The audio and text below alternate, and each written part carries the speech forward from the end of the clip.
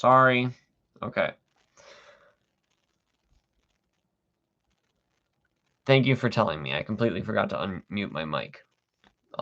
So for those of you that can lip read, you can tell what happened there. I won't repeat myself because it's not really necessary. So I talked about my orange glasses, which I don't have right now. I was just about to mention the like something exciting.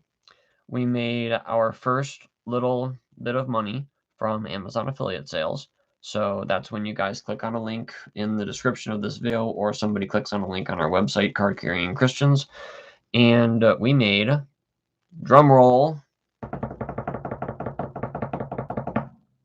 $1.07. That is, it doesn't sound like a lot, but knowing that that is there, that potential shows, it's like, you know, I compare it a lot of the time to the dikes. You know, a little bit of water comes through, there's a lot of water on the other side.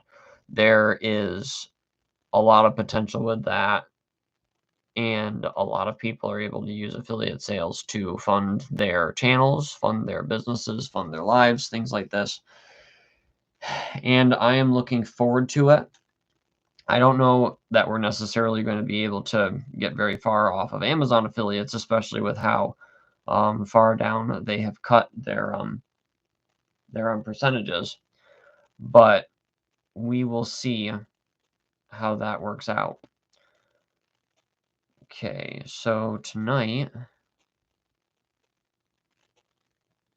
by the way, just mentioning this at the beginning of every video, best two ways, they are free, that you can support our ministry, our channel, with your prayers and with your shares.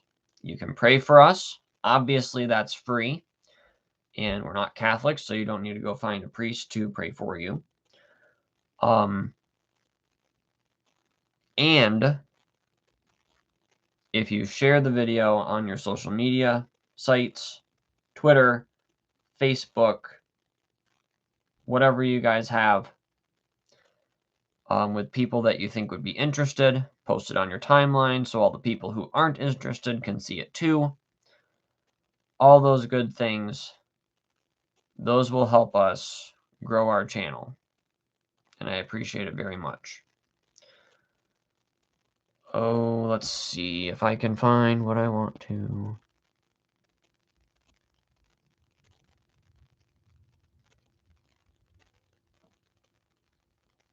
Yes.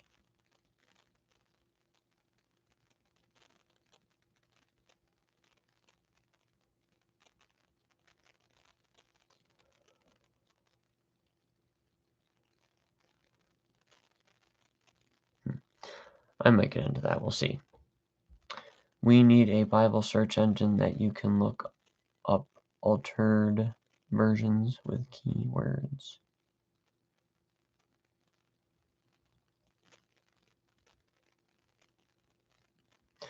I'm not sure if there's not a software that already does that. But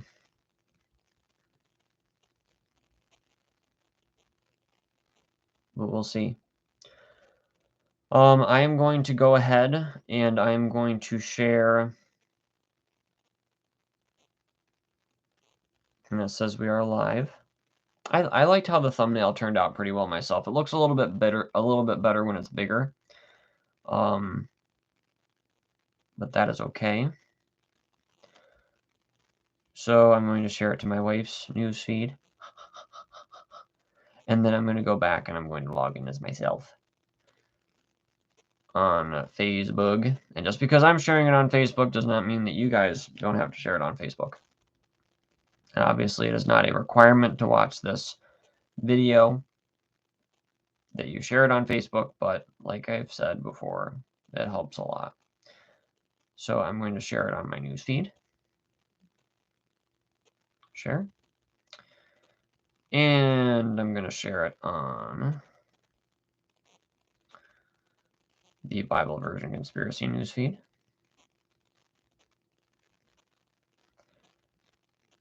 And since it's my website and I can share on it what I want, I'm going to share it to Card Carrying Christians newsfeed.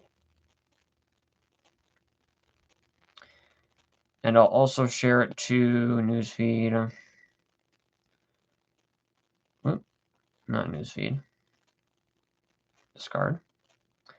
I'm going to share it to the groups. If you guys have not joined the group yet, and we'll be talking about this a little bit later on, the Friends of Gail Riplinger group. I'm going to share it there.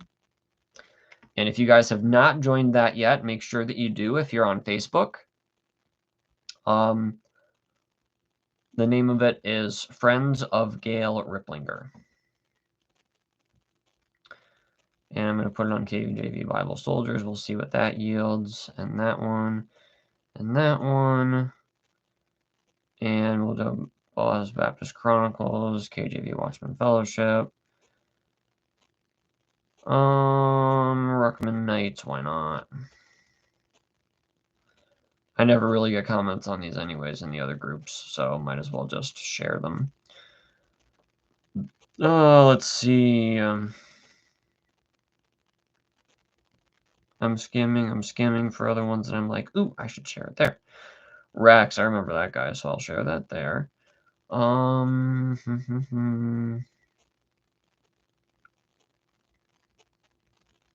you guys are going to want to stick around for this live stream if you can. If not, come back to it because we're going to be going over some stuff at the beginning, but you wait till we get to the end. At least that's where I'm hoping that I can keep my mouth closed until we get to that point, because it's going to get pretty intense.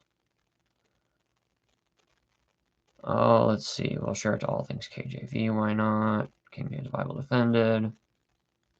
Blah, blah, blah, blah, blah. King James Onlyism versus Scholarship Onlyism. Okay, and there's a couple of links down in the description that you guys are going to want to check out. If anybody knew Bob Leeb, I think his name was, he recently passed away. And I am sorry for that because I was supposed to talk to him. And we talked briefly, and I was supposed to call him back, and I wasn't able to. And then I think he died like a week later or something like that. I forget. But he had some he called it gossip to share with me at some point, but I wish that I would have talked to him. And when I found out that he had died, that hit me because I was supposed to call him and I hadn't. And that made me really think about the people in our groups and in like these streams that are, 62 plus senior citizens. And just remember that, eventually I'm going to be there. I hope I make it that far. And I want to be able to connect with these people and show them that we appreciate them and, give them a listening ear if they have something that they have to share, especially, and it's not necessarily something where it's just driven out of guilt either, because they have people in that age bracket have a lot of wisdom to share. I can't imagine what it must have been like before the flood when people were living to 600, 800 years old, and just how much you could have learned in that amount of time and how wise you would be, and they had access to so much that we don't have access to now. It's absolutely insane. Go under display settings, night light setting, turn down blue light. Yep. If you, just as a setting for that, if you guys do get frequent headaches from staring at your screens all the time like I do, your settings panel, if you go there, and you're on home, you go to system. That's your first option. Click on that. This is on Windows 10. And then you'll be on the display tab. It'll say display at the top of the screen, and it'll say brightness and color, change brightness to built-in display and night light, go into night light settings, and you can turn on now is what I usually use because I just have it on all the time. Or you can schedule what time you want the orange light to come on, and it'll take out all of the blue light. And you can put the strength of that to 100, and it'll take it all out. Or if you need to be able to see certain colors or whatever, you can turn it down a little bit. If you're designing and trying to figure out what an image actually looks like, it does kind of, you do have to kind of work around it at some points because of how much it does affect colors and things. But it is very practical to keep your wife from rubbing essential oils all over your head like mine does to me, which I deeply appreciate, and it did help the other night when she did that for me. Thank you, dear, if you're listening. Let's see. Reopen. Let's see. Where should I start? By getting a drink. Sale on Amazon. That was great. Anything else in the news? I do want to eventually, this is one of the things I said when I was muted, I would like to be able to do, you know, super chats and stuff like that, which would help us out too. Because guys, really, and this is one of the things with designers too. And I understand this because I'm somewhat of a designer. I've spent greater than 10 years of my life learning Illustrator, InDesign, Photoshop, these different tools. And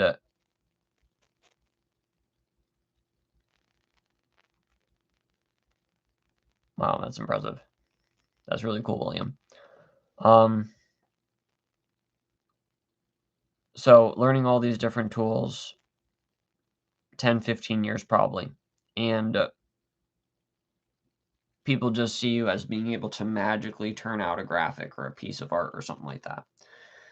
It can take 15 minutes to do something simple. It can take hours to do something else. It could take a week to do something if you have a picky client. But everybody seems to want to have a graphic for free. And it's like all the work that you put into it.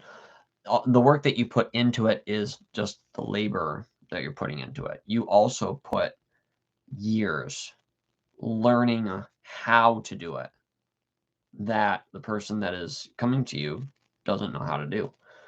And people, it's really weird. People expect designs and things from you for free, and it's like, can't do it. Unless you're feeling really generous and really bad for the person that you're working for. And I do a lot of, I said do. I do a lot of jobs for people for free. I do. But anyways. Infrared lights are good for your health. Yes, guys, red light therapy. Look into it. It's great for healing. It's great for you. Near infrared light, and red light. All those are very good for us. They're not very good for Superman, as far as I'm aware. So yeah, I really want to jump into this Dead Sea Scroll thing because I've already spent 20 minutes of yapping, and we haven't gotten into it yet at all. I was also thinking about doing one about dragons, but the Dead Sea Scroll thing has really gotten to me recently. And I did a YouTube short yesterday about a little bit about the Dead Sea Scrolls. And guys, this is going to be an interesting. We like hearing the yap. Well, obviously, there's 5 of you here, and sorry, and it's late, and I appreciate it. This is going to be huge. Okay, guys, just saying. If you guys haven't done a lot of looking into the stuff with the Dead Sea Scrolls, I highly encourage it. There is a link down in the description of this video. cardcarryingchristians.com/Dead Sea Scrolls as one word. And I did not put any affiliate links in the description of this video. I have done that before. What I did this time is I took all of the affiliate links, all the YouTube links, most of them anyways. Some of the ones I also put in the description of the video, but the all of the affiliate links, the book links, book recommendations, you know, all the different kinds of stuff are in that cardcarryingchristians.com link. And some just, oh boy, guys, just mind-blowing stuff. So you guys can look at that. So that's where all of the stuff is. There are some videos down in the description that are relevant to what I'm going to be talking about that I've made and some that others have made. And there's 2 links down there for fundraisers. I'll mention those. And we'll get into the rest.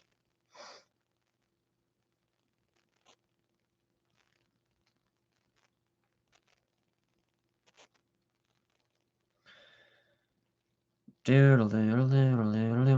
you're on a phone, in case you don't know,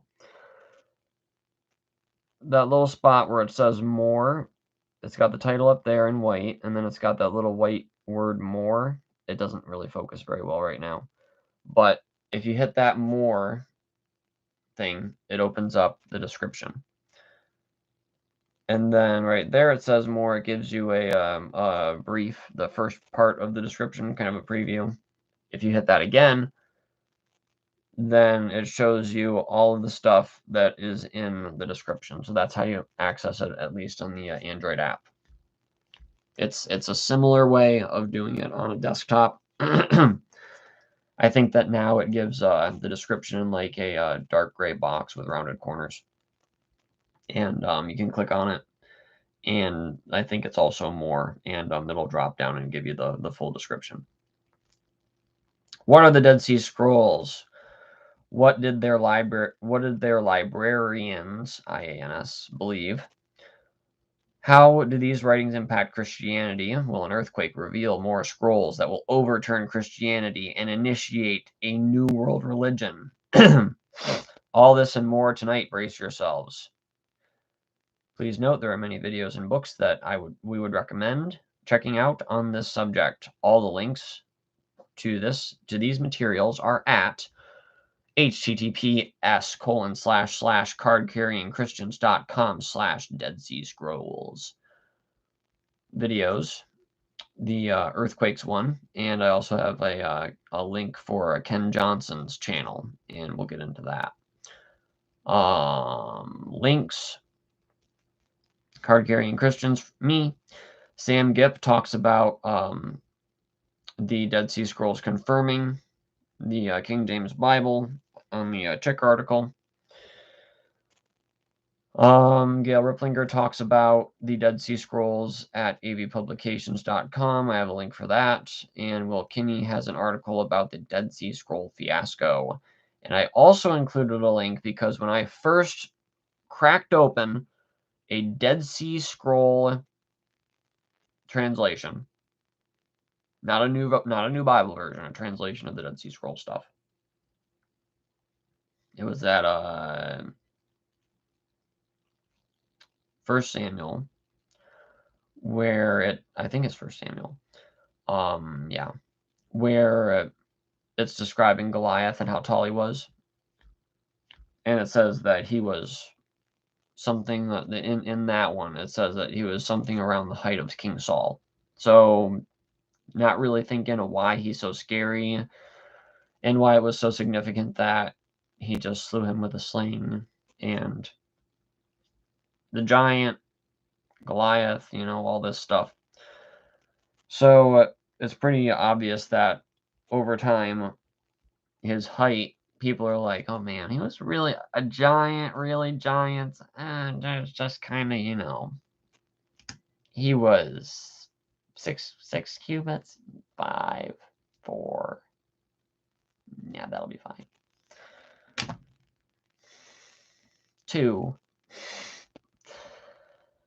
So things like that, where people are ashamed of what the Bible says, that's where you have allegorical interpretation, a lot of it. Michael Jones is of inspiring philosophy is absolutely notorious for his loving to make anything that science doesn't necessarily 100% agree with the Bible or hasn't caught up to the Bible on yet. Loves to make them figurative, like with the old Earth and stuff like that. But anyways, and we can have a discussion about the old Earth stuff at some point if you like. And the short that I did does deal with that a little bit. If you guys are getting some value out of this video so far, don't forget to smash that like button, or you can lightly tap it, whichever one you prefer. Bob Leib's widow. The goal is $83K. Since he was sick, it was hard for him to get life insurance, so she is kind of stuck at this point. Last time I saw, they had a little over $3K. I was able to make a donation from us for them. We obviously can't do a lot, but she does need help, guys. If you guys want to help her out, that would be great. That's the GoFundMe link in the fundraisers section of the description of this video. And Gail Riplinger also has a Resurrection Day card going out on April 9th of this year, obviously. There's a link for that as well. It goes to Thankbox. You guys, this is... I don't want this to overshadow I think he was a doctor. Leib's wife's link. Donate to her. She needs it. She's in a strait. She's lost her husband. She doesn't have the life insurance policy that most of us will have when we pass, and she needs help. So I included that link down there. Bob Leib's widow, the goal is $38K. So if you guys can help with that, if you guys can share that link with your church, for anybody that knew Bob Leib or anybody, any kind of charitable thing that you guys know, get some ideas and stuff like that, share this link with some people that you know, share it on your timeline, things like that. There is an opportunity, I believe, to share it from GoFundMe within there. So once you've given any size donation that you like, you can share that through GoFundMe to your social media platforms. So it's pretty easy, seamless, straightforward. So I don't want to de-emphasize, however, Gail Riplinger's link. We do try to send her a card for major holidays. We've been doing this since Christmas time of last year. We've sent her, and her birthday is in October. I forget what day it is, but we'll be sending her a birthday card. Probably a Thanksgiving card, which is shortly after her birthday, I believe. We've given her a Christmas card, a Valentine's / surgery or recovery card, and also this card. I'm not sure what the total is that we've raised for her yet, but I think that we've been able to help her out a bit. And this Resurrection Sunday, the 9th, in about a week or two, we'll be sending her another card for Resurrection Sunday. Our goal is to get her as much as we can, but we have the premium setup for Thankbox right now, and the limit, the most that we can give her is $900.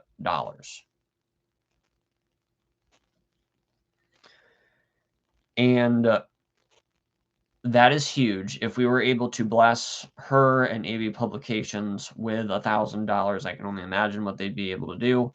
And also how much it would be able to help Gail Riplinger. She is widowed. She does a lot of work for the Bible, you guys know. Just a tremendous woman.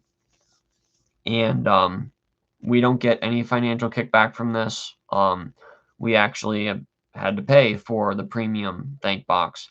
and we also made a contribution. So we are doing this to show her that we appreciate her, and we try to do this on a regular basis. If you miss it this time, we are doing it on the next major card giving time that it can be done on. So if you guys want to join the Friends of Gail Riplinger group on Facebook, you guys can just go to your Facebook page, type in on the search bar at the top, Friends of Gail Riplinger. It'll come right up, and you guys can ask to join. I do ask that you answer the 3 questions that we ask.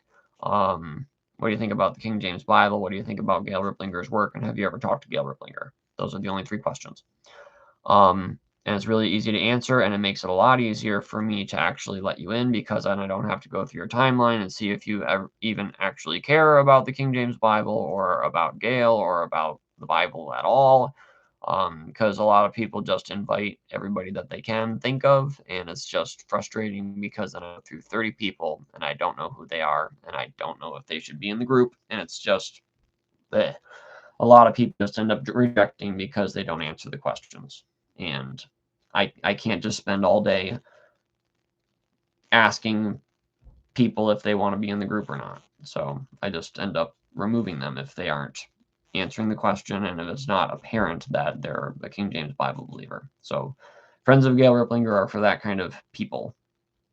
If you like Gail Riplinger, if you like what she's done, you can join that group, and you guys can get updates on the thank boxes that we come up with.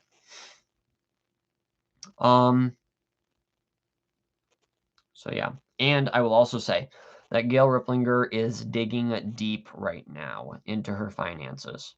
She is making a big project happen. I'm just going to say that. I've already hinted a couple of times in the Messenger updates group, and also I think I did in the Friends of Gail Riplinger group, and also in my message to Gail Riplinger. And just to let you know, you guys on that card, the thank box card, you guys can add a personalized message to Gail Riplinger from yourself to tell her what tell her what you think about her, and you can customize the font that you want to use. They're all handwritten looking kind of fonts, I think. You can add photographs of yourself, your family, whatever. You can add video. So if you want to send Gail Riplinger a video of you, your family, saying whatever you want to, be kind, obviously. I do have the power to delete things that are inappropriate, and I do look at all of the ones that are posted there. I get an email about each one. But you guys can totally leave a video there. You can actually send Gail Riplinger your voice and your face and be like, hey, I appreciate what you've done. You've blessed me. You've revolutionized my understanding of the Bible. Thank you so much. By the way, if you're ever, in Cooperstown, New York or whatever, you can just swing by or something, and, what you can do whatever you want, I highly encourage you guys, because I don't think anybody has yet, make her a video. She would be thrilled. Christmas time was the first one that we did it. We got like 70 or 80 or something like this messages, and nobody took advantage of the video part of it. Take advantage of the video. Just click the button and it'll allow you to take a video, and it'll post it up there for you for free. You guys don't have to pay to leave a comment. You don't have to donate to leave a comment. Just leave a message, leave a video. It'll thrill her. She absolutely loves it. She likes knowing that there are friends out there for her that she has never even met that care, and that just want to tell her how much they like her and what she's done. So just take that opportunity. And yeah, now the group is about 730 people. So there's about 730 of us on that group. So that's tremendous. I didn't think it would get that far, but it has done really well. Okay. The subject at hand, I suppose, as they say. Let's see how far we can get with this today. Did you notice I'm rhyming in a very special way? Okay. That rhymed too. Oy vey. Sam Gipp, the Dead Sea Scrolls, which were found by an Arab shepherd boy in 1947, and it's depending on who you listen to, whether he was watching goats, he was watching sheep, who knows. In the Qumran caves near Jericho, Israel, have no ill effect on the Bible. Their text actually agrees with the King James Bible for the most part. This fact makes them unattractive to scholars desiring to overthrow the perfect Bible. So other than commenting on the irony of the way in which they were found, they are largely ignored.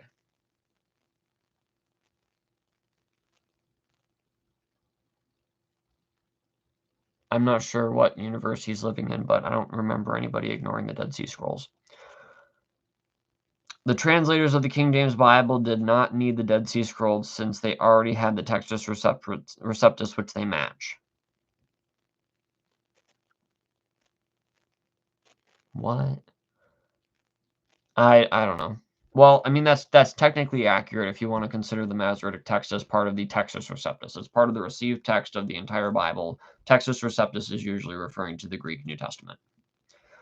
Usually. So, but I have heard the Masoretic text also being called the Textus Receptus, but yeah.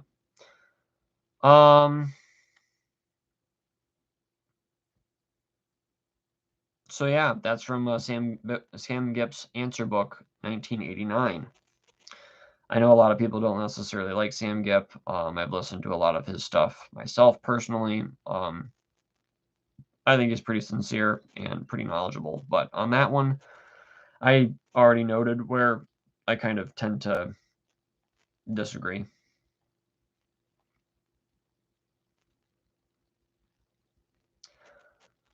Will Kinney, I already did mention his links.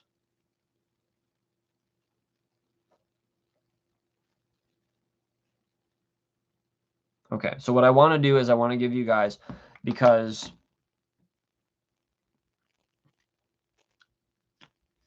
this is usually, as King James Bible believers, we have a tendency to distrust, discount, throw away everything that disagrees with the King James Bible even a little bit.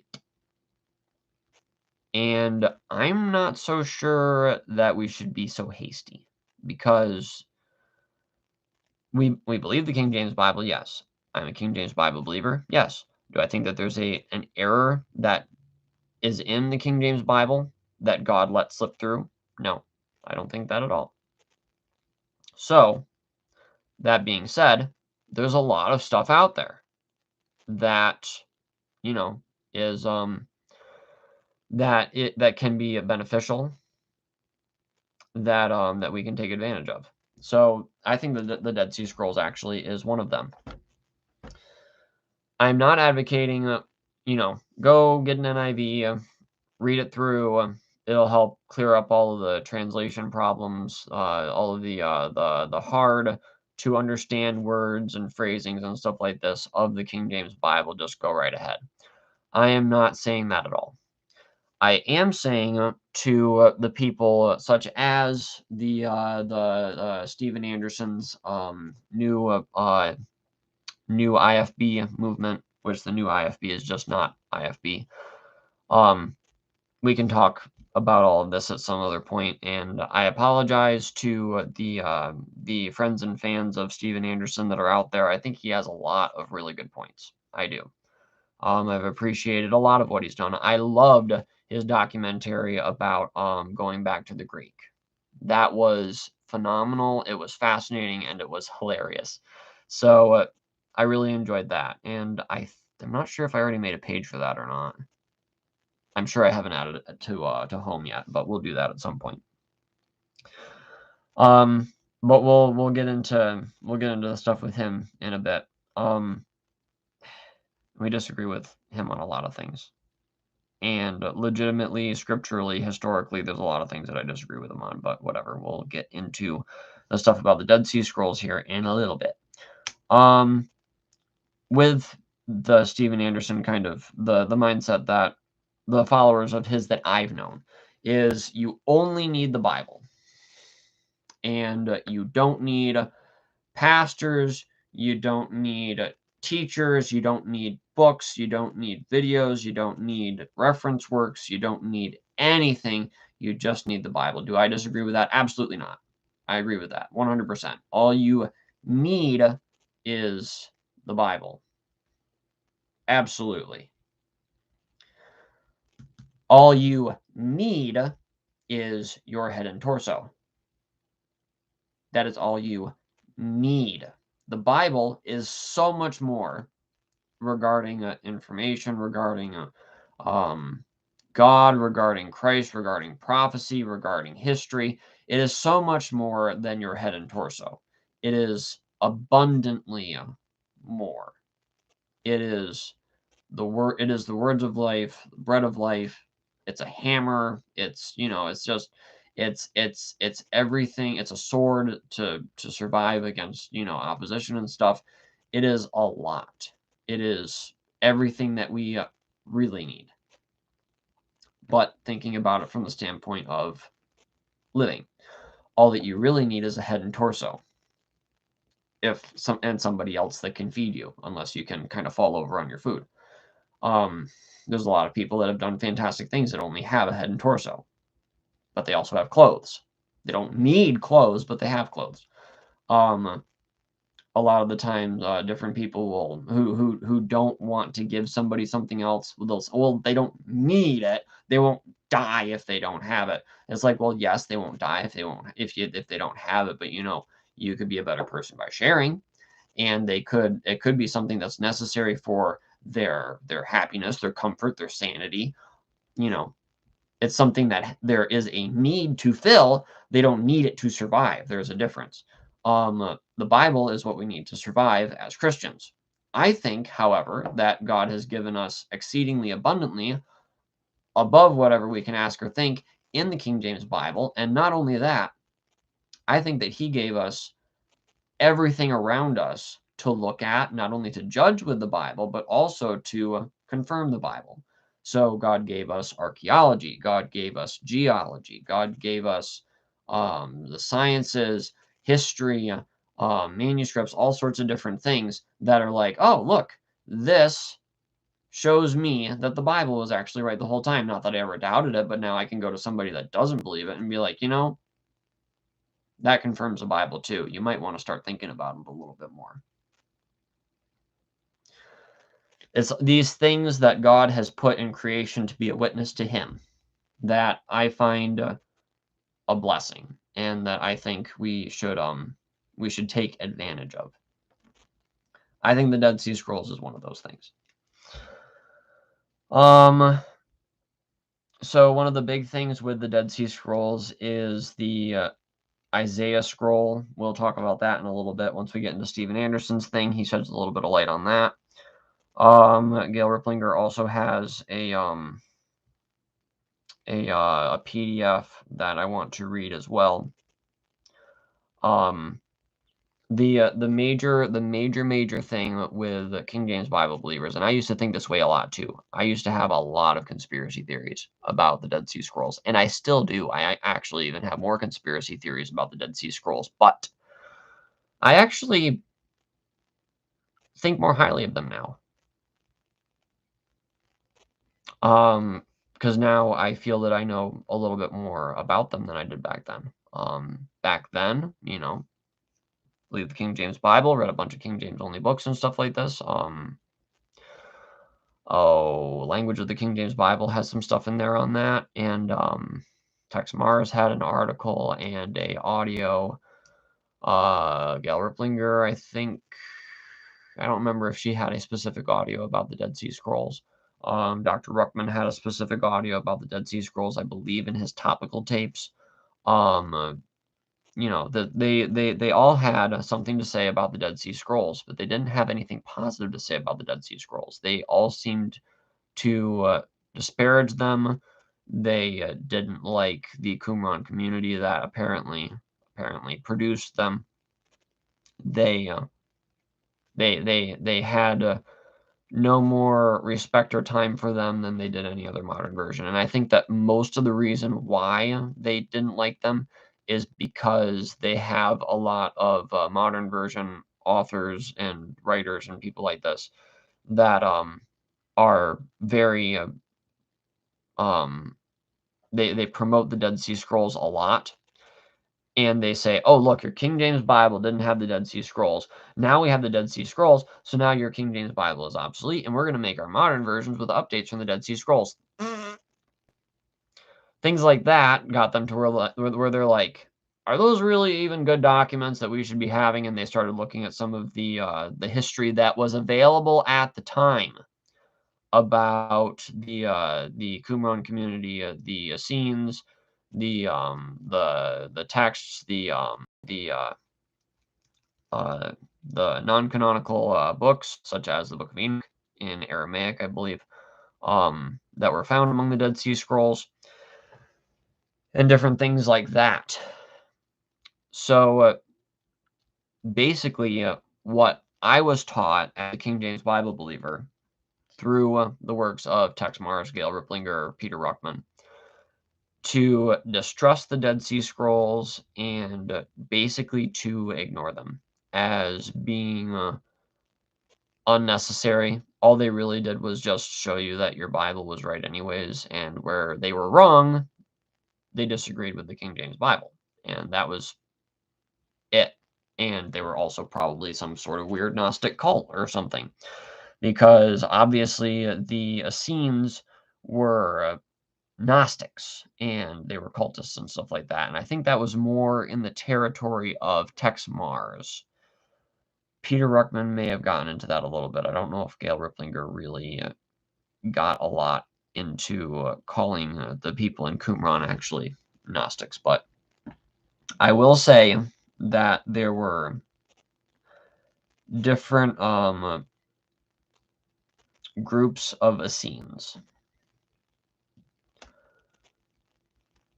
There, according to Ken Johnson, there were Essenes, just like, in early Christianity, there were a lot of Christians who were not Christians. They were Gnostics. They were heretics. Today, you ask an atheist about the weird Christians that he knows, and he's like, yeah, the Mormons are weird Christians, and the Catholics can be weird Christians, and the Jehovah's Witnesses are weird Christians, and all this other stuff. Like, they're not Christians, but we don't consider them Christians because we're Bible believing Christians, and that's where we say, if you don't believe the Bible and you don't just go off of, what it just says, then you're part of, some kind of weird cult. And they don't see it that way. They just call them all Christians. So in the early centuries, there were a lot of Gnostics, a lot of cults and stuff like this that called themselves Christians and were still called Christians. Oh, those Christians down the street, you walk down the street, you go down a Baptist church, somebody walks out the front door. Hi, what are you? Oh, I'm a Christian. You keep going, you walk down an LDS, temple or whatever, and somebody walks out the front door and you go, hey, what are you? Oh, I'm a Christian. When the two would absolutely not consider each other Christians. So when you get into Gnostic stuff, like I believe the Jehovah's Witnesses would be at least founded by Gnostic stuff, and the Mormons are way founded on Gnostic stuff. That's the same situation that you have way back. The same thing with the Essenes. There were Essenes apparently in Egypt that were what Ken Johnson refers to as the Egyptian Essenes, which I don't think I included a link to this in the on the page. I can add it though. Let me add myself a note, and I will pop this link in there after the live stream.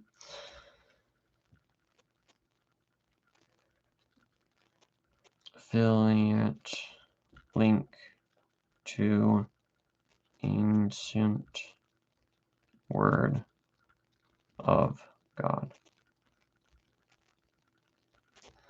And if you guys take the time to click any of our affiliate links before you do buy this book, you don't have to wait for the link to be able to help us.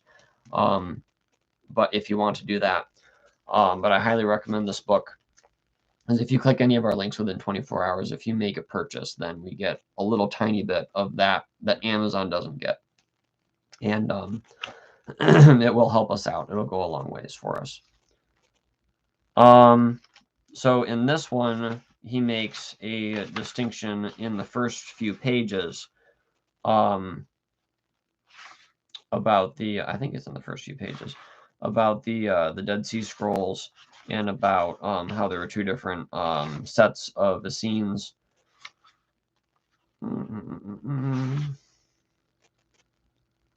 Maybe around page 24. I'm not sure. I'd have to look back into it. But anyways, Ken Johnson makes a big difference between Egyptian Essenes and Palestinian Essenes up in Judea.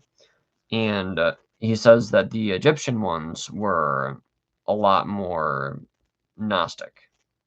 And the ones in Palestine were actually part of a pre-rabbinic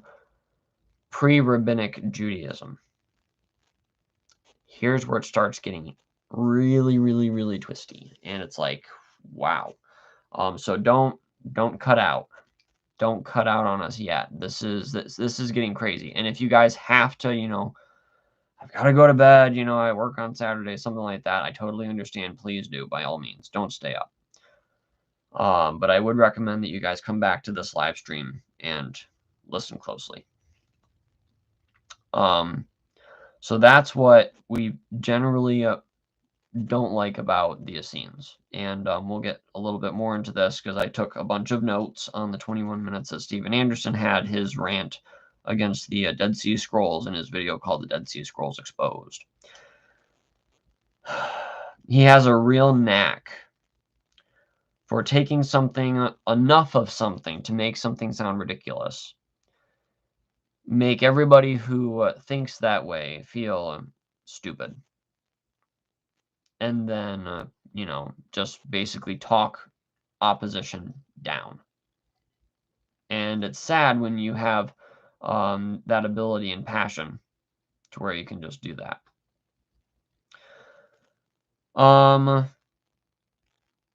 He uses supposedly very often in the first video, in the first minute of the video. I would like to actually respond to it live. Maybe I will do that at some point. Supposedly this was discovered, by a shepherd boy, a shepherd boy, yeah, sure, okay, things like that. And because he thinks that Satan orchestrated the Dead Sea Scrolls to be discovered around exactly the same time as Israel became a nation. That's because he thinks that the ancient church fathers were all replacement theology like he is.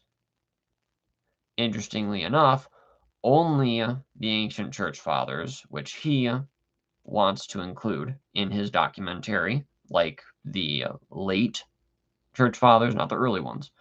All of the early church fathers, like Ken Johnson brings up, were all very pro-Israel. They knew that Israel would come back to the land and get their nation back. A lot of them actually prophesied when it would happen, and it took place when they said it would. Those prophecies are also included among the Dead Sea Scrolls. But Steven Anderson doesn't like all of that because they're not supposed to be there. They're fake Jews. He's very along the lines of Tex Mars. So keep listening. Discovery of the Dead Sea Scrolls. Coincidentally, when Israel became a nation, Ken Johnson did say, if I remember correctly, that their discovery and the founding of the nation were prophesied to coincide. So I'm almost positive that he mentioned at some point that the Essenes, I don't remember where this is. I've got to write it down next time I run past it. Excuse me. That there was a prophecy, I think possibly in the Ancient Testament of the Patriarchs, possibly, if I was to throw a random spot that it might be in, that the Dead Sea Scrolls were actually prophesied to be found around the same time that Israel did become a nation. No, Satan did it. And the Essenes were known to be very accurate prophets. Josephus talks about them a lot. And Stephen Anderson is actually correct later on. He talks about them in the video as being very Calvinistic, like, predestination-y, everything is God's will. And that's what Josephus says. I think Josephus would have been more of a rabbinic Jew. And I'm not sure how skewed that might be. I'd really want to check the Ken Johnson stuff, because he has spent his life poring over ancient manuscripts and the Dead Sea Scrolls and just studying everything that he can. He's developed the Dead Sea Scroll calendar from their writings, and it's just a fantastic, phenomenal research that he's done. And I would actually love to see Ken Johnson's response to Stephen Anderson's video, The Dead Sea Scrolls Exposed. The Dead Sea Scrolls were used to augment the traditional Old Testament. Yeah, a little bit. As far as the dates go, the LXX, the Septuagint, disagrees with the Hebrew Old Testament, whereas the Dead Sea Scrolls actually agree with the Hebrew Old Testament. So when people say, "Oh yeah, it's 8,000 years old," because the Septuagint has such and such dates, and those were changed to not correspond with the Messiah. Hold on. That's the same thing that Origen actually said. The guy to whom the Bible owes much and from whom it has suffered much. There's this weird dynamic that he had with the Bible that was contradictory. But he did say that there were actually Gnostics who took the Bible and changed it to make it so it wouldn't line up with the Messiah, and they changed it from the Hebrew version into the LXX. So that's how the dates got changed there. And that's why he made Origen's hexapla, to show that difference. And unfortunately, we don't have Origen's hexapla now outside of a couple of corrupt Greek New Testament manuscripts. So, anyways. So the Dead Sea Scrolls do disagree with the Old Testament in a few places. The Isaiah scroll is very good. But we'll get into that. The Jeremiah scroll isn't so good. So if you really try to go with the whole, the Jews preserve their scripture so well because of the Isaiah scroll. How about the Jeremiah scroll? Just try not to overplay your hand on that if you go arguing with people. People are constantly lying about the Dead Sea Scrolls. The people are constantly lying about what the Dead Sea Scrolls even are. And apparently nobody takes the time to read up on it like Stephen Anderson did. Why would God's word be buried for 2,000 years? That's the thing, is that these manuscripts were buried for 2,000 years. They were from around 100, 200 years before Christ. So would I say that you need to go to the Dead Sea Scrolls to correct your King James Bible? No, I wouldn't say that at all. There's some interesting things that you can find in the Dead Sea Scrolls, which we'll get to later on. I see we only have 2 viewers right now, but that's okay. We're at an hour. I understand that people will probably be dropping off. And hopefully people come back and watch this and stuff. And I don't know. Guys, like I said, if you could share this, it would be great, because getting views is encouraging to help us keep doing this. Seeing the number 2 up there makes me think that there is Spray Arm and possibly my own phone, and that's it. And that's sad. If anybody is still here and able to leave comments in the sidebar, that would be great, just to know that you're there. because this is a bad time of night, and I don't see us being able to do this at a good time of night for a long time. Because like I've said before, the equipment is about $450, and we don't have that.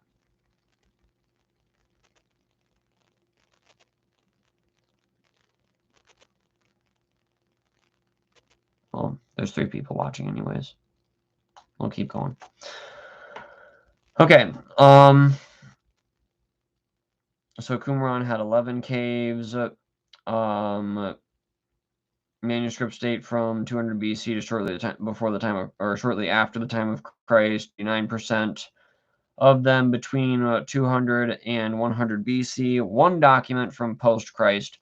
And then there's also the Copper Scroll, which is supposed to have been from around of the time of the Babylonian captivity, and details where a lot of the temple treasures were actually hidden to keep them from the Babylonians.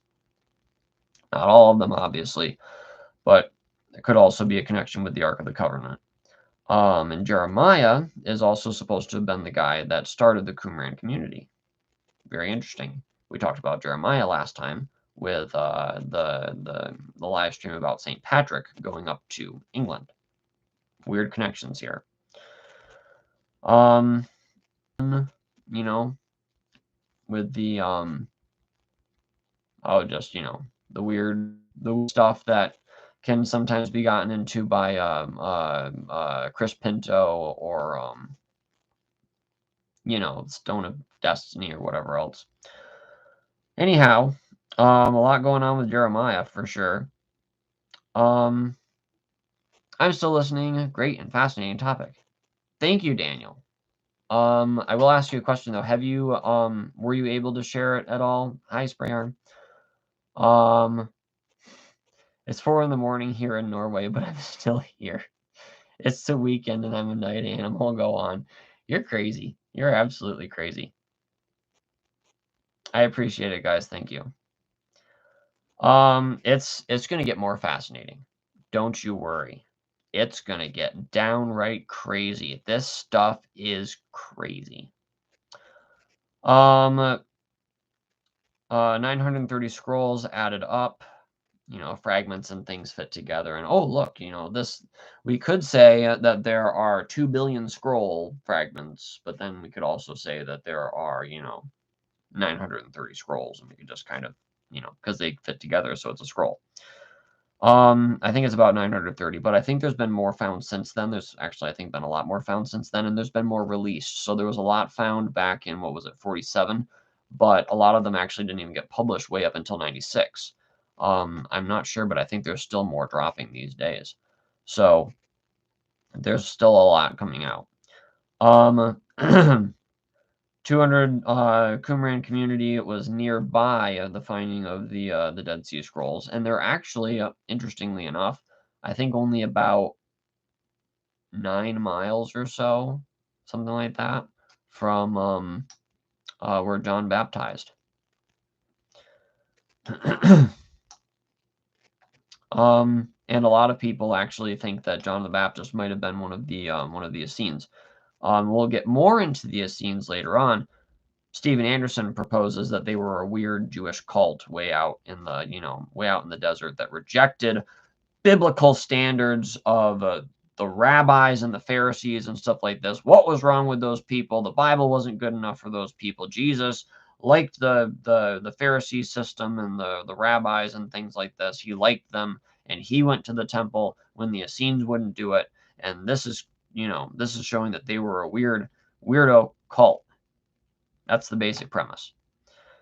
230 books of the Bible, every book except Esther, which don't let that phase you on Esther, not even a little bit.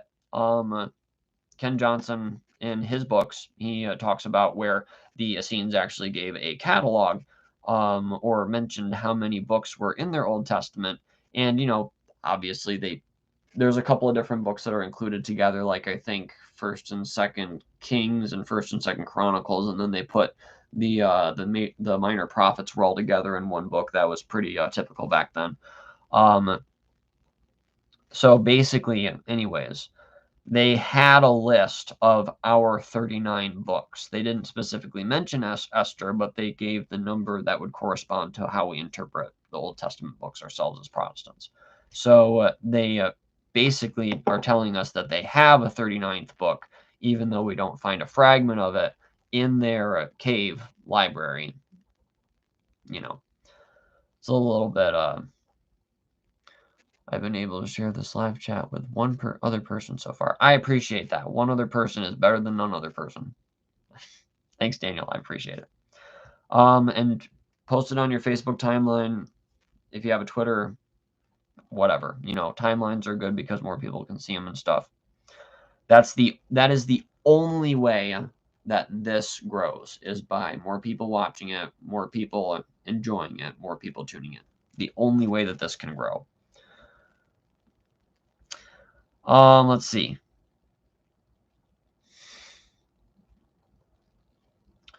700 books, assumed to be writings of those whom lived in Qumran. So, 230 books of the Bible, and then he says that their writings total 700, so that would be your 930. Kind of, sort of. Any minister, any pastor, apologist, author, whatever, they have books in their library that they don't believe. I have plenty. I've got a whole shelf even down there of anti-King James Bible only books. I love the things. I buy as many of them as I can find. Whenever a new one comes out, I'm just like, oop, I need that. I'm in debt now, but I'm happy. So I've got in Passover plot. I got the Passover plot here, for crying out loud. Somebody digs up my library one day, and they're going to be like, oh, this guy had this and that. What a weird cult he was in. I just have the book. I've never even opened it, for crying out. Wow, look at how old it is. It's so worn out. It must have seen a lot of use. They must have used, oh my goodness, he believed in the Passover plot. He was secretly a Da Vinci Code loving Gnostic, because he used this book a lot. It's used. No, not actually. And it's also a lot older than my other books, because I got it used because I didn't want to spend a lot of money on a piece of garbage. I just wanted to have it for reference. So when you find the Dead Sea Scrolls and you find a lot of really old copies of, a lot of weird books, then why would that not be surprising that they might have had some books laying around that were like that? That's a part of any legitimate minister's library, is having the books of people that he disagrees with so that he knows what they're saying.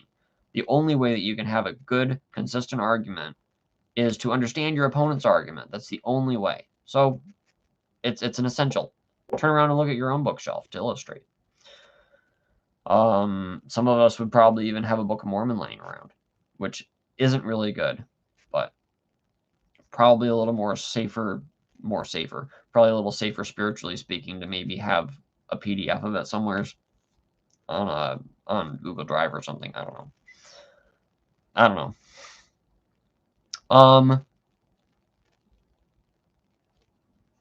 And also the Book of Enoch would not be their writing, because it predates their community, even though they may have copied it. Qumran was a sect, which is basically a cult, because it was called a sect, so it was a cult. Well, not really, because the sect of the Pharisees, the sect of the Sadducees, the sect of the Essenes. So they would have just all called each other a cult, which they basically did. So when somebody is called a sect, we can't just automatically assume that they were a weird cult. Let's get into what they said. And he does in a little bit. They had a cult leader called the Teacher of Righteousness, or Angel of Light, or something like this. And like Gail Riplinger mentions, Gail Riplinger says that they had a teacher called the Angel of Light. And obviously this is Satan, which I'm not sure about, because the Teacher of Righteousness thing, and also Angel of Light, they call themselves the Sons of Light. Yes, I should do a tour of my bookshelf. I've done that before. I probably will at some point. I could actually probably make that the next live stream. I don't know. It's an idea. If you'd be interested in seeing all the nonsense that I have here on boards, let me know. Cult leader, teacher of righteousness. Okay, so if you see angel of light, angel being messenger, messenger of light, bringer of light, something like that. Oh, thanks, Daniel. I'll consider doing it then just for you, right? So they called themselves the children of light, and they called the Pharisees the children of darkness. Here's the thing that they claimed. They claimed that when the Pharisees took over, they wiped out a lot of what Israel had traditionally believed. The Essenes claimed that they had teachings going all the way back to Adam, that there was a school of the prophets that was trained all the way up through history, and that their teachings about the Messiah, his second coming, his death, burial, resurrection, were all handed down from time immemorial. And that's just the half of it. That's not even the half of it. We'll get into a little bit more later on. There's just throw you a bone.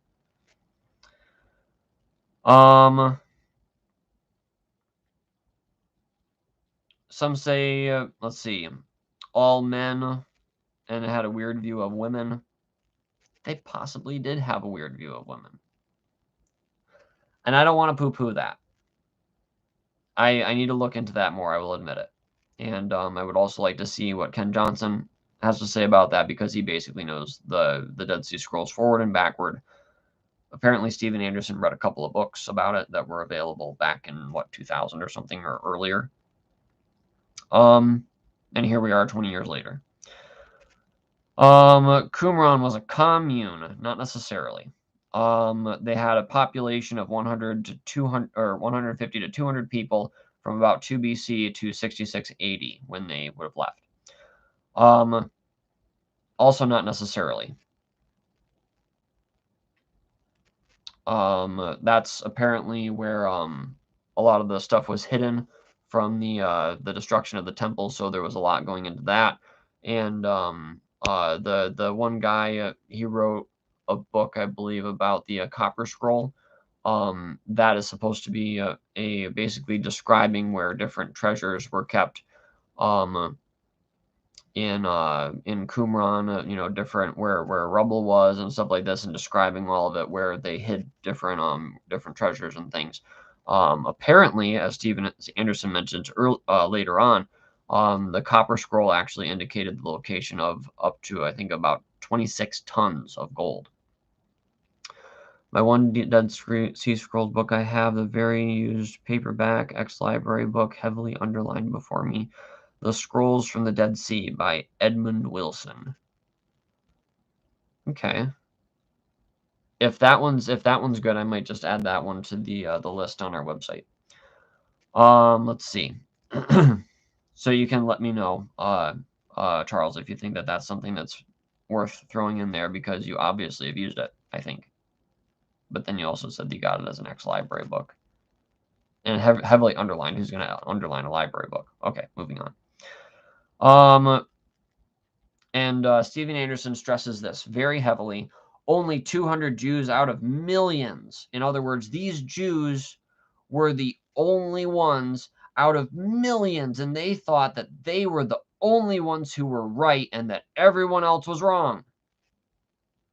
I'm not sure that Steven Anderson is supposed to use that as an argument against somebody. Just saying. So these Jews located apparently not only in Qumran, maybe that little community, yes, but did they all live there all the time? Did they go other places? There were Essenes apparently all over the place. Unfortunately, you never read it, just of course, Spray Arm. They make apps that will read books for you. You take a picture of the page and it will just read it for you. Like I think Speechify does that. You could probably work your way through some of your books if you maybe use something like that. Just a thought. I want to work my way through more of my books that way. Let's see. So if the Essenes' claims of being a Judaism that predated the Pharisees, where the Pharisees were the children of darkness, and they swept in and took over Judaism, took over the temple, and took over all of this stuff. And they were just like, we can't have any part of that. And the Sadducees were even worse.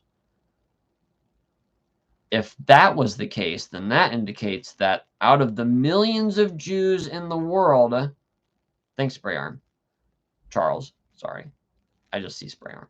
Out of the million of Jews in the world in existence at that point in time, how about before that? Something to think about. Something to think about for sure. Now, this is actually something really interesting that I've been noticing of how the weird group always preserves something really old, like all of these crazy, creationists that believe in a literal 6-day creation. Bah ha ha ha.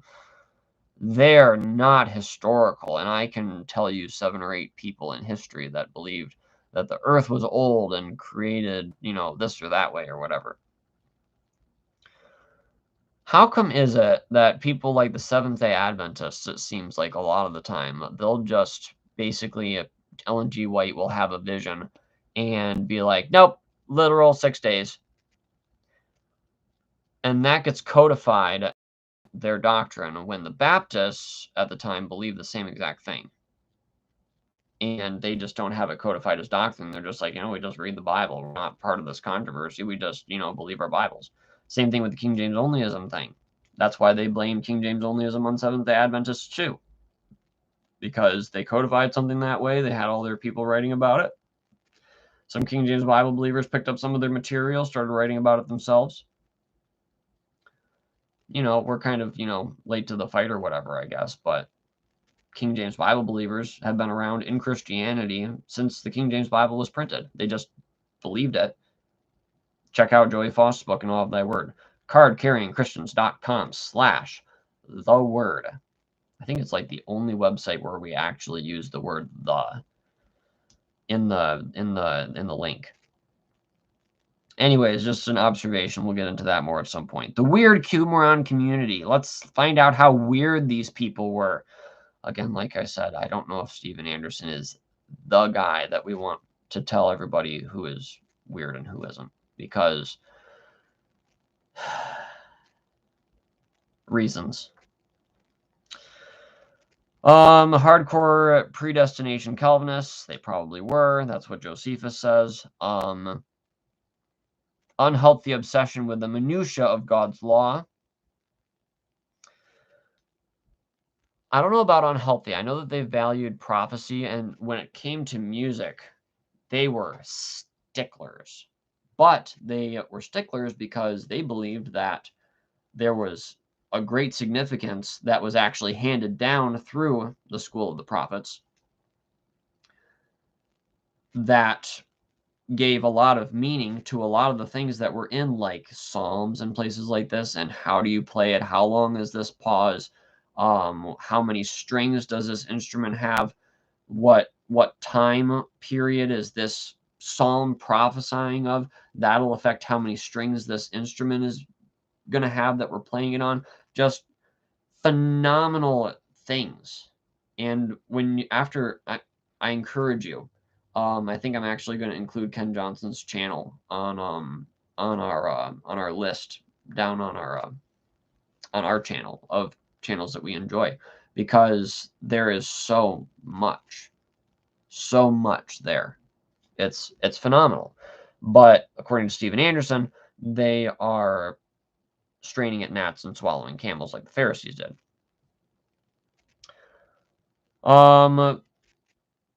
Let's see. They couldn't see the forest for the trees, he says. Just like Jesus, whom the Jews whom Christ rebuked about man-made laws. Page after page arguing over wash in water and unclean until the evening. Even do you have to wash at this time of day? Do you have to wash earlier? Do you, can you wash right at sunset? Different things like that. I'm not sure about all that. That's okay, William. I appreciate that. Have a great night. Pleasant dreams. I think that Ken Johnson, I would love to hear his opinion on that. Like I said, I don't have all the answers to what Steven Anderson talks about, but I have some stuff that I'm going to unload on you, and it's going to be like, wow.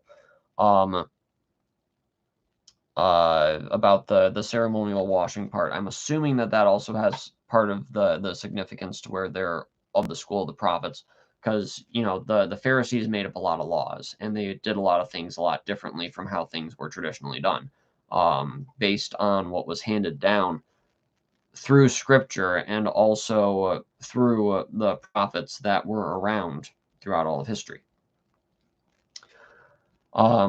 So I'm assuming that that washing in water at different times and stuff like this would be some kind of a counteraction to that. I'm not positive. Anyways, I would love to hear Ken Johnson's thoughts.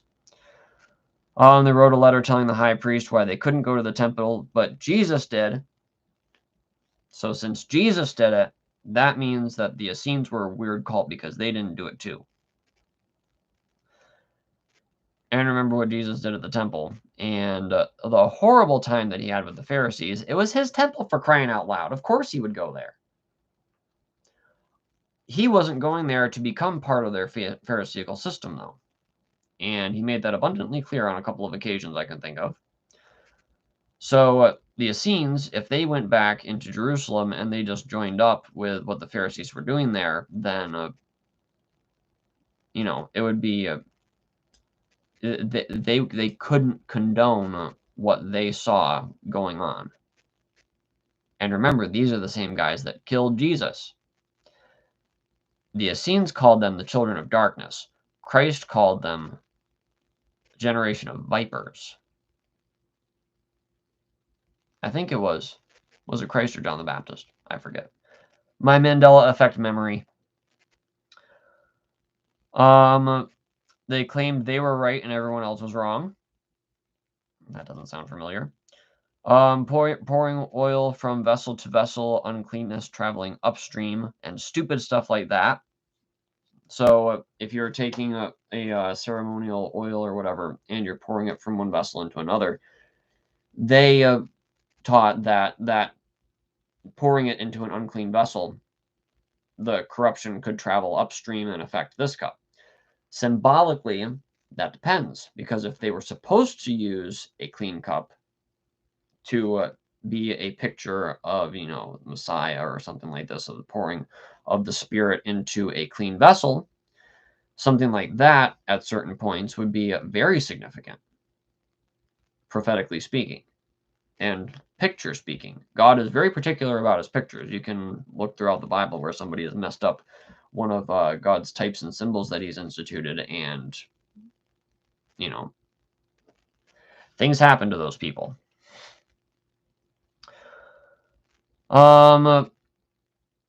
This was an interesting one. I would love to hear Ken Johnson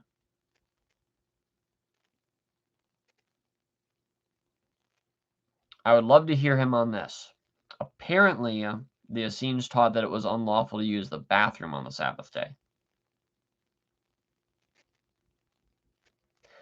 That seems a little far-fetched. I would love to see that context. I would love to see it. Missing the weightier matters of the law. Christ rebuked them. And all the Jews in Mark 7, 1 through 9. All of the Jewish race, or just all of the Jews that were there? And speaking of the Jews, are we talking about the people that are part of the Jews system there? How we're connecting Jews together and stuff? Is he saying that all the Jews in all the world do this, or we're talking about the Jews that are there at that time rejecting him, along with the Pharisees that are part of this system? Those are the Jews of the Gospels. The scrolls themselves. There is evidence that they tampered with Scripture. This evidence is apparently the Isaiah scroll of Cave 1. There are apparently 2 of them. What they don't tell you is that 1Q Isaiah B matches the Masoretic text. And 1Q Isaiah A, which is the famous one, was written by the sect in their updated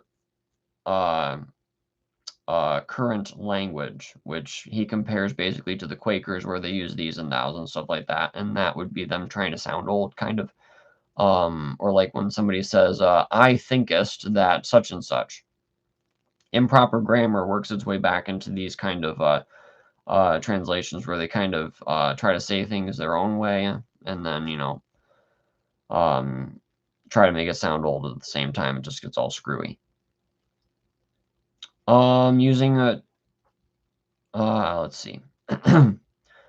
Qumran had peculiar grammar violating Hebrew.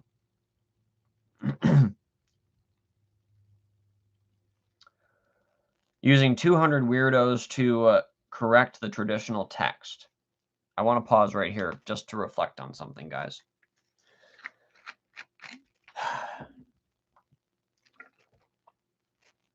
This, I think, is kind of a weakness of King James only people. And here I am with the Bible version conspiracy channel. I'm really the one to be talking. But anyways, we don't have to have, and I think that it displays weakness in our faith, that we have to have, there has to be a conspiracy behind this or that. Somebody has to be intentionally perverting the Bible. Somebody, this has to be a weird cult where we can justify completely ignoring the Dead Sea Scrolls where it differs with the King James Bible, and we're okay because they were crazy. What if they weren't crazy? What if we're having a problem understanding what they said because we haven't made a study of it ourselves? What if we are having that kind of a problem? And what if we're missing the point? What if we're not, what is there that is good? What if we're missing out on that? Just because, and stick with the King James Bible, absolutely. But does it not show an inability to cope with manuscripts that say something different without needing to say that it was a satanic conspiracy that did this or that? And there are a lot of them, I will give you that. This is what this channel is about. But differing in any way, it has to be a conspiracy. It has to be some kind of weird cult. So now I can ignore it and I'm happy. Are we able to keep the King James Bible as what we believe and trust the textual choices and translational choices that it made and the words that are printed there on the page for us? Are we able to trust that in the light of manuscripts that were not diabolically tampered with? If we can't do that, then I would say that our trust in the words of God that we have in our King James Bible should be re-examined and strengthened. So, with how Stephen Anderson and a lot of other people have blasted the Dead Sea Scrolls, I would highly recommend looking at them again, making sure of what we're saying. Yes, they may disagree with the King James Bible. That doesn't mean that there's not something there that is, like, amazing. If so, what other reason? I'm not sure what you're asking. I'm sorry. So yeah. Anyways, I'll probably just leave that where it is. And we can talk about that more at some other point. I just think that having the reaction that, like Mark Ward too. is constantly, are you, who's paying you to do this? He may just be honestly deceived. I'm sure he probably is. And just is having a hard time with people just constantly accusing him of being some part of some weird cult or being paid by the Jesuits or something like this. It doesn't have to be there. That's what I'm saying, is that it shows a weakness for us to have a conspiracy there in order to deal with something that disagrees with the Bible that we have in our laps. How can we not just accept that there's a difference and go with what we have and move on? This doesn't have to be a crazy cult that had the Dead Sea Scrolls. The Genesis Apocryphon, basically Genesis in their own words, but still presented as scripture. That kind of reminded me of modern versions a little bit, didn't it? Jubilee is basically the same thing as the Genesis Apocryphon. I would recommend picking up Ken Johnson's book on that. I'll try to add that to the website too.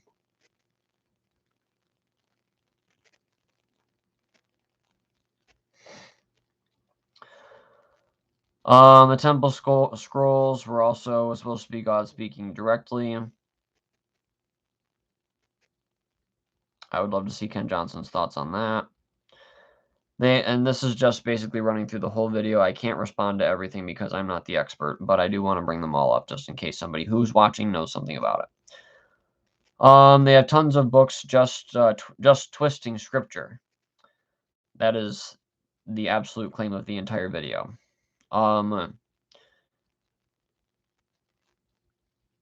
It's a good thing to look at various manuscript evidence for both Old and New Testament. That does not mean that we are correct in the textual foundation of our Bible. There are other good reasons to know about it. Let's see. A book on the horoscope. What your kids will look like based on the time of year they were born. That I think Ken Johnson has mentioned something about that, but I'm also pretty sure that was something else that was included with their library. I don't remember. Like I said, I would love to hear Ken Johnson talk about those. I would love it. And I said so in a comment on the video that I'm talking about right now. The Book of Enoch, so-called, they lie to you and tell you that it was in Hebrew when it was in Aramaic. And we can get into the Book of Enoch sometime if you guys want me to. We can do that. And I would recommend Ken Johnson's book on Enoch. And also there's a video on our website, cardcarryingchristians.com, that talks about the Dead Sea Scrolls and the Rapture. That one brings in Enoch. That's an interesting one. Very interesting one. It would be especially interesting for Steven Anderson, because he would disagree with every early church father on the rapture. Let's see. And I'm not talking about the pre-Catholic church fathers. There's church fathers that are 100, 280 people that were the disciples, the disciples of the apostles, the friends of the apostles, acquaintances, church members, people like this that wrote things like that before the Roman Catholicism stuff started taking over. Christianity got so screwed up, or at least a lot of it did. We're talking about, we're talking about the guys that lived through what we read about. The Book of Devils. Not sure what you're talking about again. I'm sorry. Sorry, Albert. You can message me later on.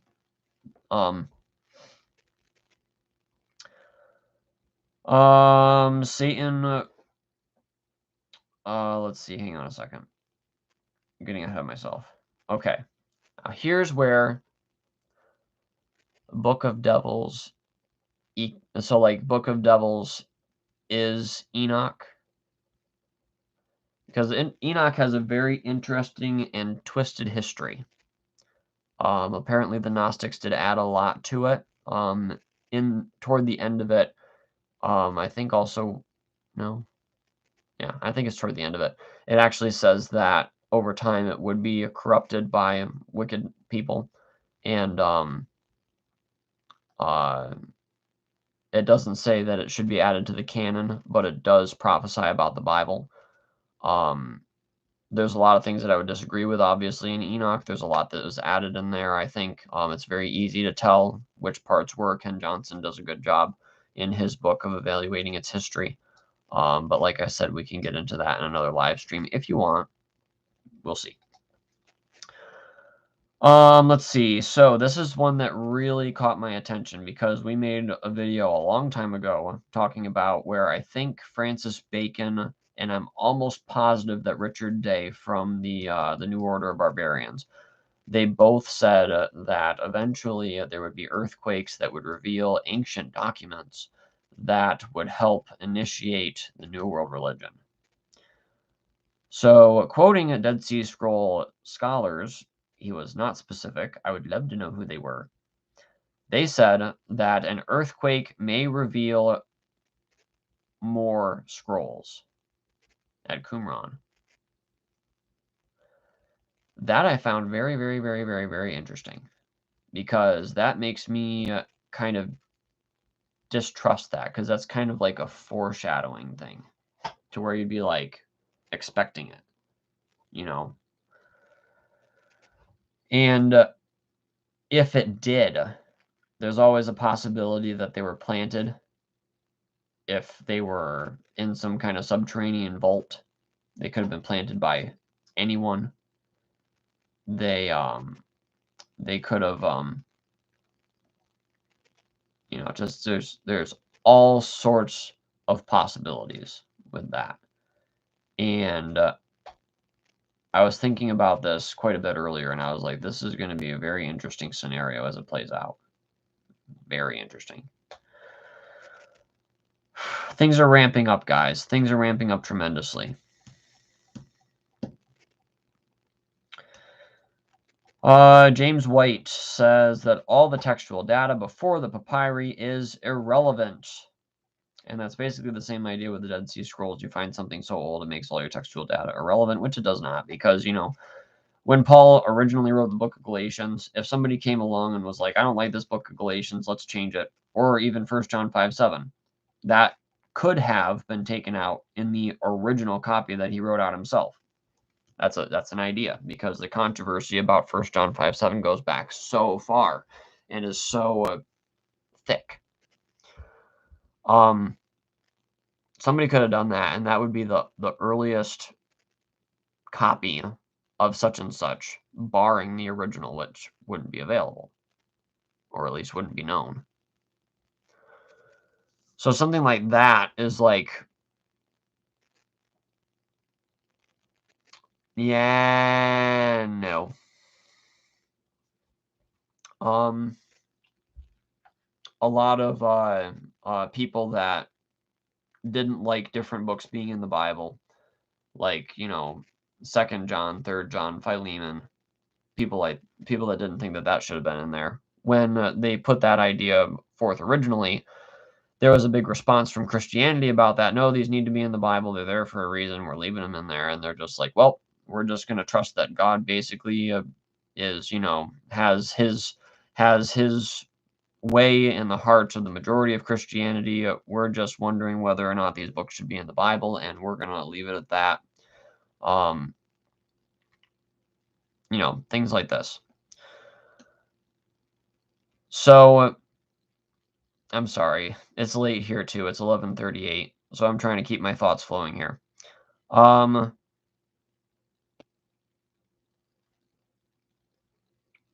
It's the same thing with the King James Bible, with its traditional text lasting as long as it has. And it just has been accepted from forever ago and is still accepted today. And that's where, you'd be like, God has his way in the hearts of men. And he also can send deceptions, which he does at the end of certain periods. Satan coordinated the Dead Sea Scroll discovery with the false Jewish state. As Stephen Anderson states, we've already talked about that. I don't know. Could be, but the Dead Sea Scrolls confirm the word of God to the faithless. So would me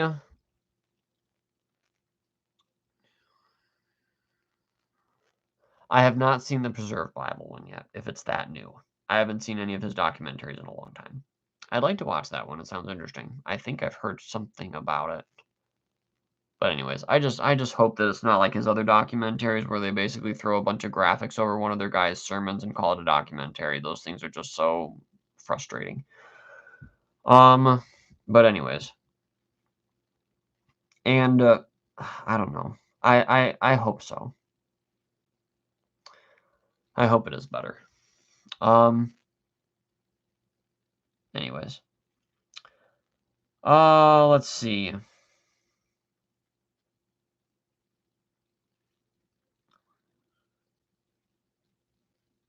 Okay. So it confirms the Bible for the faithless. So even having the fact that there was a Bible, a Bible book that existed 2,000 years ago, such as the Isaiah scroll, which is Isaiah has been heavily, heavily criticized, and you know, there's a theory that it was written in two parts or several parts and then eventually put together, and that it wasn't originally written by Isaiah and all this other stuff, because it switches the way that he's talking around verse, what is it, or chapter 39, I believe, which if you want to look into Isaiah being the miniature Bible, that's just like, wow. There's something to this minutia thing. It's pretty crazy. If you guys want to look into that, maybe we'll talk about that at some point. So something like that with a higher criticism being being contradicted by archaeological discovery. It confirms the faith of the faithless, because if you had a problem with Isaiah based on the criticisms of people, and then the Isaiah scroll helped your faith a little bit, then you were faithless to begin with. You should have just believed the whole thing the whole time. Sorry, but there's a lot of people out there, especially like me. I'm a kid, okay? I'm 30 years old. I'm not that old. I've been looking into this stuff for a while, and that's why I thought I could make a YouTube channel about it. But something like that is still confirming, and it's something that you can use. It's something that you can keep in your mind, and it's something that somebody that is younger like me, that doesn't necessarily just go, yep, I believe it. Nope, nothing you say is gonna, I'm still like, what if, and I better be prepared. I better know. I better have an answer for this. What if this is true? Let's look into it. If there's facts that back it up, I'm still going to believe the Bible, and everything, because this is just something that just comes up, but I'm sure there's an answer to it at some point. And there is, because the Bible is true and truth is going to verify the Bible. So it's just one of those things, it's like everything else that he puts in any of his sermons or documentaries that has a hint of apologetics to it. It's the same thing. He can't just say that if you don't believe the King James Bible the way that it is, then you're faithless if you like the Dead Sea Scrolls. That's not necessarily a, if this then that connection for me. All it did was confirm that there was some sort of Old Testament document that went back to 2,000 years. Close, but no cigar. You need every word. And it's like, yes, we don't need the Dead Sea Scrolls for our daily Bible that is alive. Our alive Bible is with us. It's not something that we're digging up out of a grave, but it does help. It does help in a lot of different ways. These manuscripts fill needs that a Bible that was printed 5 years ago, that's sitting on your own lap, It fills needs that that one doesn't, and that it really can't. That's why there's books out there that have notes about, archaeology and things like this, because there's things, like I've said before, truth is going to confirm the truth of the Bible, and it always does. That's why they put these different things in notes, so you can educate yourself. You can know, you can be like, wow, this isn't just a Bible story anymore. It's just like it's so much more real now. And now, I believe the Bible even more because there's confirmation of it. And it's just like, wow, the Bible was right again. Huh.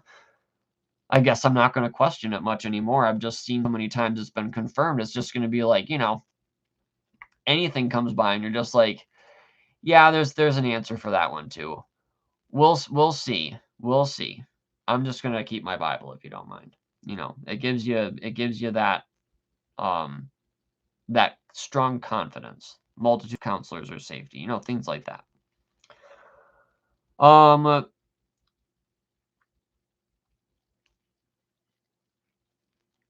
The archaeological discovery is junk. The Dead Sea Scrolls are junk, according to Stephen Anderson, which is sad. It's from some sort of weird cult, and it should totally be rejected out of hand as being totally irrelevant. End quote. Okay. That's interesting. Gail Riplinger. In what language were the Dead Sea Scrolls written? This link is down in the description. And what is wrong with changing the Bible to match all of these scrolls? A. Answer. The Dead Sea Scrolls were written in Hebrew. The book of Leviticus and Job were written in Aramaic. They have found a few manuscripts that were written like all of the books of the Old Testament, except Esther, Nehemiah, and some minor prophets, have been discovered in the Dead Sea Scrolls. And remember, this is very outdated. Not saying that the information is all complete garbage. It was updated for the time, but it is significantly waxed in age. The Dead Sea Scrolls include non-biblical writings also, yes. The group who created the Dead Sea Scrolls were Essenes, yes, probably true. And Josephus talks about them as being very, very accurate prophets. So Josephus would be an interesting one to read about the Essenes. And also, interestingly enough, the Essenes kind of seem to disappear around the time of Christ. They seem to just evaporate. Most people that I've heard on the thing, Ken Johnson included, say that the Essenes, in their writings, they were waiting for the Messiah to come when he came. And that when they saw the events unfolding before them, they were like, he's here. Let's go. And they went and they became the first Christians. It's very interesting to get into a lot of that stuff because then you see like there were so many people in the community at this point in time, and Jesus had so many people standing there listening to him talk at this certain location. It's just like, I think that those were the Essenes that were supposed to have been in that community over there. Holy cow. They all just came out to hear Jesus talk, and they're becoming the first Christians over there. Interesting stuff. But apparently they were Essenes. Essenes equals bad. This is how I thought for years. This was a community of esoterics. They were esoterics. Now remember, this is how Riplinger writes. This is her, and I spent a whole 10 minutes at the beginning of this video promoting her and her work. I appreciate a lot of what she did. One thing that I think she might have jumped a little bit too quickly on is the conclusion that they were Essenes throughout their stuff. They were esoterics, they were occultists, they were witches, they were sorcerers, they were, ignore them because they corrupted the Bible. They're setting up the New World Order right there in Qumran. I want to see evidence of this. And there is reference to a book. We will see. This was a community of esoterics who were in rebellion against the Old Testament sacrifice system and the New Testament Messiah. They were not in rebellion against the New Testament Messiah from the evidence that I have seen. And I'm not trying to jab Riplinger. That's, you know, I love her, and I talk with her a lot as much as I can on email, run things by her, promote her materials for free. Started the Gail Friends of Gail Riplinger group years ago. You know, but just saying that this research, I feel, is not entirely accurate. They were in rebellion against the Old Testament sacrifice system, not necessarily because it was taken over by the children of darkness, which Jesus describes as the children of darkness being the Pharisees. So they are not a good source for correcting the historic rabbinic Bible. Hang on a second. The rabbinic Bible, it wasn't their Bible. It was the Jewish Bible. It was the one that they accepted forever. And even the vowel points of the Mazanines, the little dots around the letters that make it so you can actually pronounce the words. Those things are supposed to have dated back to Moses, not the rabbis. However, all new versions, including the New King James Version, consulted the Dead Sea Scrolls. I think it is a grievous mistake, and I appreciate that she says that she thinks it's a grievous mistake, not that you have the mark of the beast and you're going to hell if you disagree with me. Things like that, I'm glad that she doesn't do that. Jesus said, the words that I speak unto you, they are life, John 6:63, not dead like the Dead Sea. Although most of the Bible scrolls match the KJV precisely, a few corrupt scroll fragments do not. These few corrupt readings are used in the Dead Sea Scroll Bible of Martin Abegg, Peter Flint, Eugene Ulrich, Harper, San Francisco, 1999, page XVIII, item 5.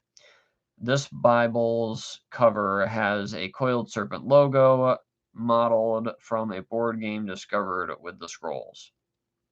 Was it a board game or was it a sundial? I'm not sure. I'm pretty sure there was a sundial found.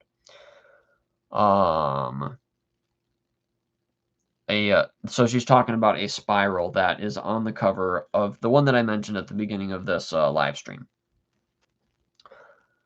I would love for you to do a live stream on the origin of the canon. That would be cool.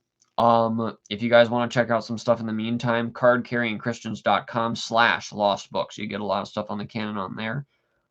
We try to have something for everything on that website, and we're still adding weekly. So, but yeah, we might do a live stream on that. Variations of this coiled logo are popular in advertising packaging produced by the One World international corporations.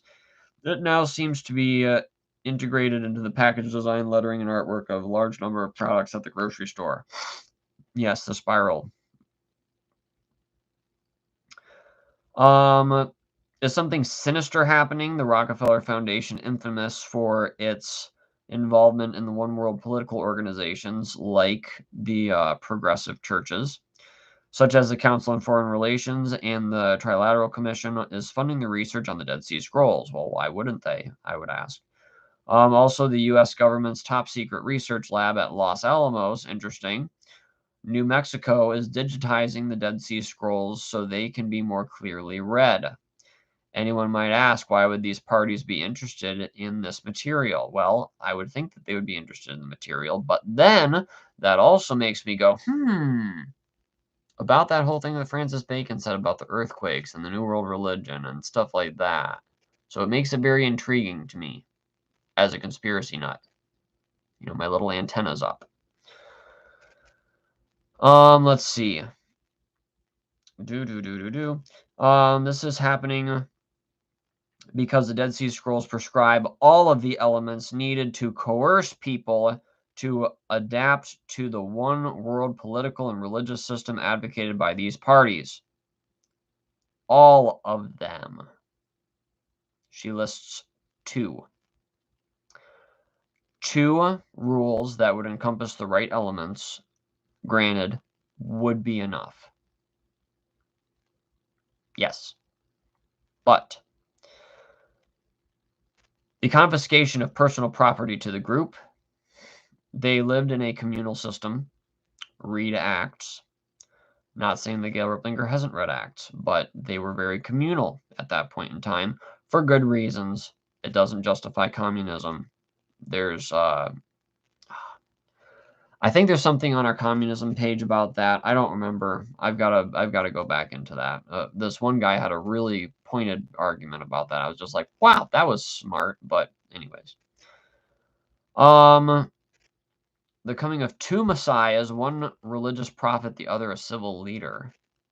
Now, to my understanding, from what I've heard about different people, is that there was a controversy among the Essenes as to whether or not there would be two messiahs, or if the one messiah would die, come back to life, and come back again. Apparently, as I mentioned earlier, the belief among the Essenes is that the Messiah would come and die around 32 AD. Interesting. And that he would be killed and raised from the dead. I believe they mentioned the 3 days thing. He would raise from the dead.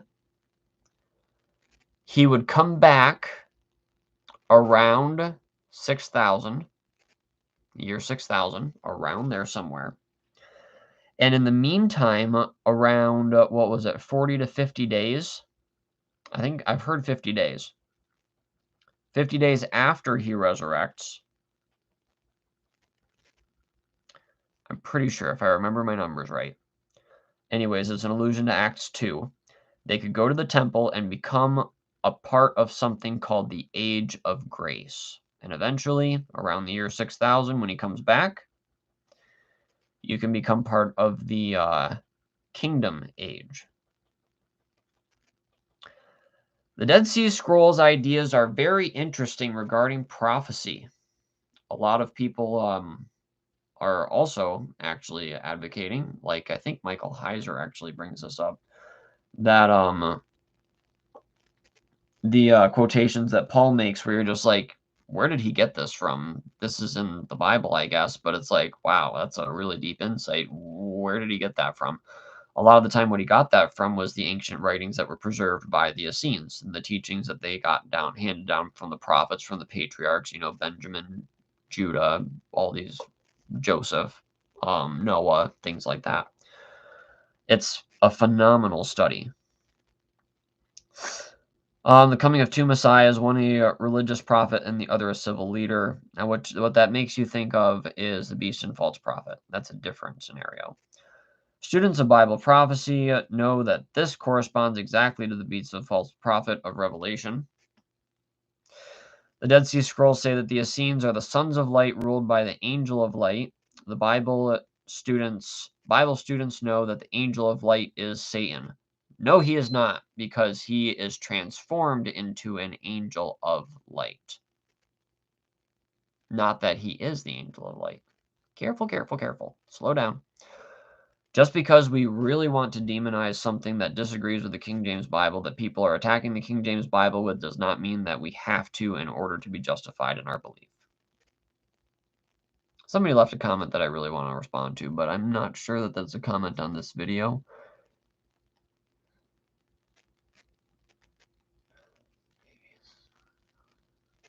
Maybe something is not acknowledged because the Bible is a fairy tale. I don't know. We will deal with that at some point. And that's a problem. I think that people like that who comment saying that the Bible is a fairy tale, this, and that I think that a lot of the Dead Sea Scroll stuff has actually been suppressed because rabbinic Pharisaical Judaism is still ruling. And they can't handle things like that because that prophesies the Messiah so strong to be Jesus Christ, it's not even funny. And if something like that gets out, that the Jews have always believed in exactly what was fulfilled in the New Testament and actually taught most of the major New Testament, actually all of the major New Testament doctrines, like Christ coming in the flesh and being born of a virgin, all this other stuff, that they've always believed that ever since Adam. If that gets out and that it can be proven historically, what is that going to do to skepticism? it's basically an A-bomb dropped on, dropped on that philosophy. It's just explosive. It's terrible. The Dead Sea Scrolls also call for an initiation and for receiving a name, capital Name. Where, why, when, what,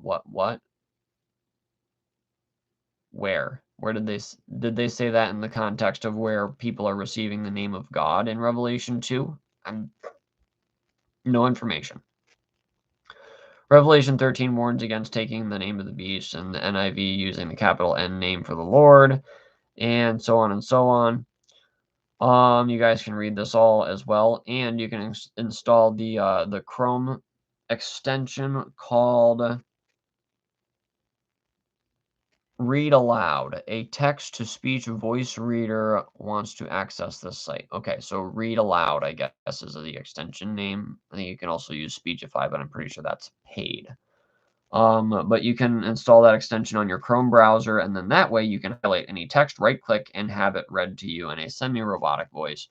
It's good enough, though, for that purpose of reading something that, you just want to do it quick. And it does work on the PDF. That's how I worked my way through this earlier today while I was working on something else. They're also changing how the word name is used in the Bible. Okay, like the name, the name, the capital Name, causing my people to forget my name and stuff like this. I think Ken Johnson talks about that too. He talks about a lot of stuff. We are warned against receiving his name, that is the beast and the brand. Paul talks about beating him, and language of the King James Bible, chapter 10, talks more about the Dead Sea Scrolls. Okay. Let's see. I would love to get into the language of the King James Bible, chapter 10 right now, but I don't know if I'm able to do that because of time. I do want to get a couple of things here. The Rapture and the Dead Sea Scrolls with Dr. Ken Johnson. The Essenes taught the Messiah had two comings, a death and resurrection, and a second coming to set up the kingdom age. And they were historic doctrines handed down from forever. Also taught the Messiah would rise from the dead, and 50 days later, or 50 days after that, you could go to the temple and become part of the age of grace. Never heard that term before. So yeah, as far as a lot of their crazy beliefs, I'm not sure. I'm not sure about all that. Like I said, I would love to hear Ken Johnson's thoughts on the only peeing on, certain days and not on Saturday. Things like that there. If I ever run across something like that, I'll definitely try to share it.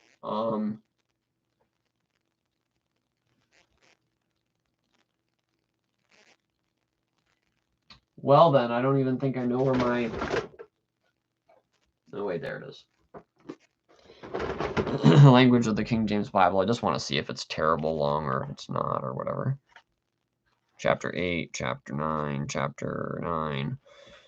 Chapter 10, update and summary. Thieves and the Dollar, Dead Sea Scroll Deception. The Dead Sea Scroll Deception, that title reminds me of something else. So it looks like it's a fairly small section. John Allegro, she mentions him. Because what the argument there is that the Essenes were Gnostics in Palestine too, and that they were part of early Christianity because their writings were just so Christian. So then you have them saying, oh, well, they were, the early Christians were Gnostics. That's how the connection happens there. You guys can check out The Language of the King James Bible by Gail Riplinger on page 129. I might do, the Sacred Mushroom and the Cross, the Dead Sea Scrolls, and the Christian Myth. I think I have both of those printed out somewhere. And then she has a couple of letters from the International Bible Society, I think. Dear Retailer. The credibility of the Dead Sea Scrolls has not been helped by the release of the news by Father DeVoe.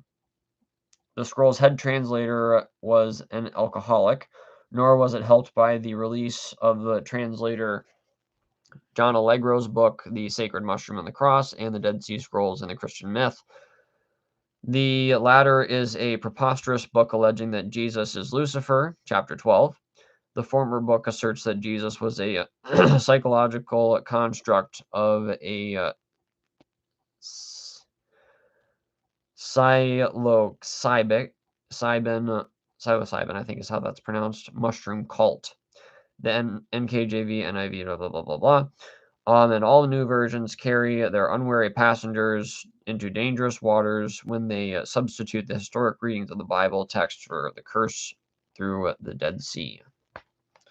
And that's basically what she has to say about that.